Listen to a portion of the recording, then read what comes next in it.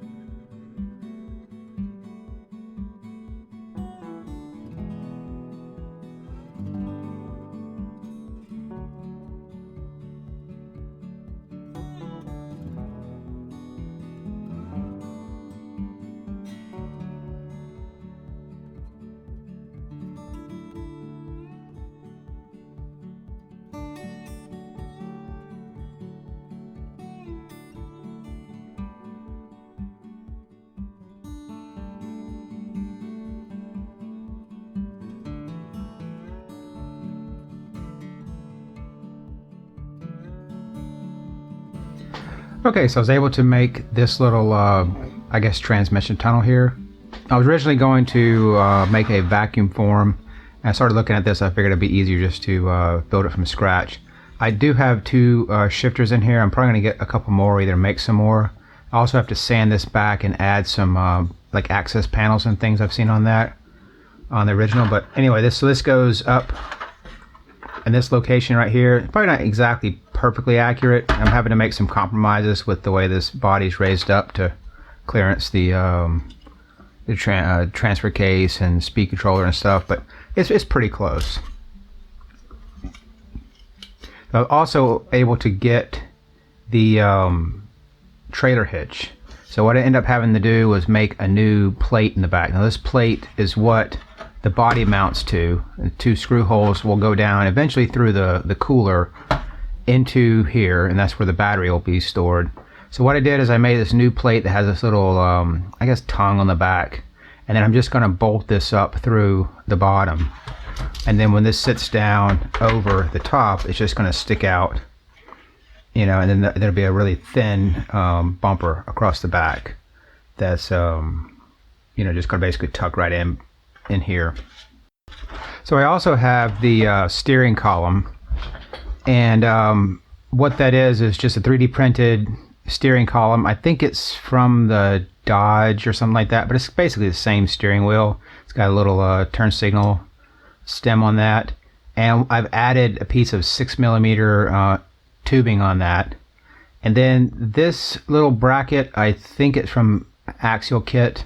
I basically cut this down a little bit and glued this on, and what it has is a little hole right here. And so up underneath the dash, maybe kind of hard to see, I've put in a piece of plastic that's at the right angle with a hole in it that matches this one. And then once I can stick this in through the floor in the bottom and get it lined up, I can then put a screw in to hold this thing into place. And so what this will do is give me the ability to, you know, take this out, paint this separately, paint all the details on the dash separately, get all this in here painted. This is also bolt in, and you know, it'd be just much easier to get all this stuff painted and detailed without these things in the way, but I can just bolt them in once they're done. So anyway, making some really good progress. Just gonna continue on with that.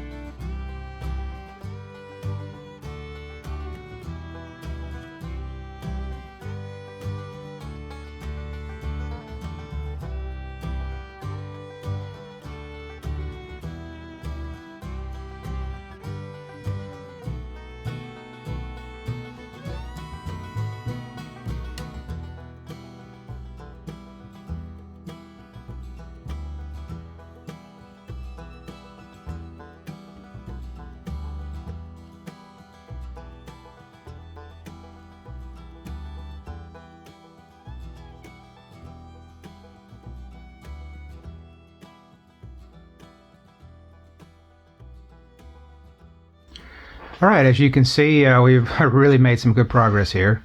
Now, what I have done is shot the first coat of color on, and I've come back and with 400 grit, wet sanded down, worked on some imperfections and stuff. It's really tough for me to see in the primer every little imperfection, so when I spray on that color, it really does make things stand out. And then I come back with the 400 and you can really start to see where I need to work on. There are probably still a couple of layers I need to sand in here, but all in all it's getting pretty close. I was also able to finish up the little latches for the hood in the front, and also made some little latches for the windshield. I still have a bunch of details to go, and pedals and other things like that, but all in all, making good progress, so I'm gonna keep on with that. I need to focus on cleaning up both ends of this chassis, as well as getting the bumpers done.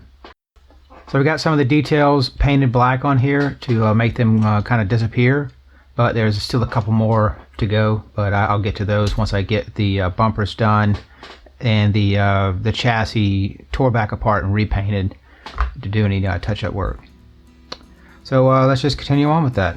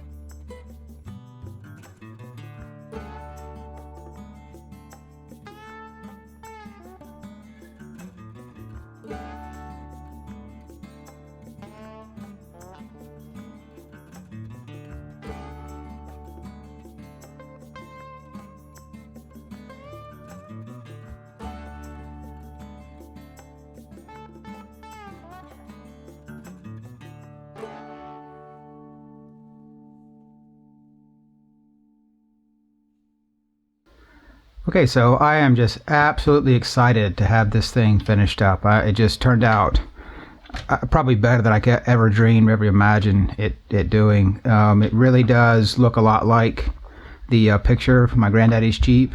I've added some things on that weren't there, the winch and taken some liberties here and there, but all in all, it's a very good replica of the Jeep. Taken it out on the trail once, and it's had some issues to be expected. Some things here and there. Most of it just things weren't tightened up, or one of the things I ended up working on was transitions for the leaf springs and shortening up these mounts just to keep them from getting caught on the rocks. But other than that, the thing worked really great. It's got a very stiff suspension, but I mean it just works well. The size of it's nice. They're able to kind of slip in and out of some of the areas that other trucks can't get to. And yeah, just really super happy. To wrap up, it has the opening hood with a scale engine compartment, and then this is basically a cover for the motor and servo and transmission underneath. The working winch in the front. The topper pops off. The windshield folds down. It's full driver interior. I have some gauges and stuff on here. Eventually I'd like to get another driver, but for now I think that would work. In the back, pop the cooler off, and that's where the battery goes. And I already have a couple scale items in here, a little scale cast net which I made, because that's what this thing would have been used for, and some rusty old chain that's stuck in the back there, and the trailer hitch to match up with the trailer. Now I'm still waiting on the tail lights, and I still need to wire up the headlights and stuff for the front, but that's pretty much all there's left to do, and this thing is ready. So anyways, like I said before, really excited, and I got a couple other things I'm going to be focusing on next, but until then, we'll see you in the rocks.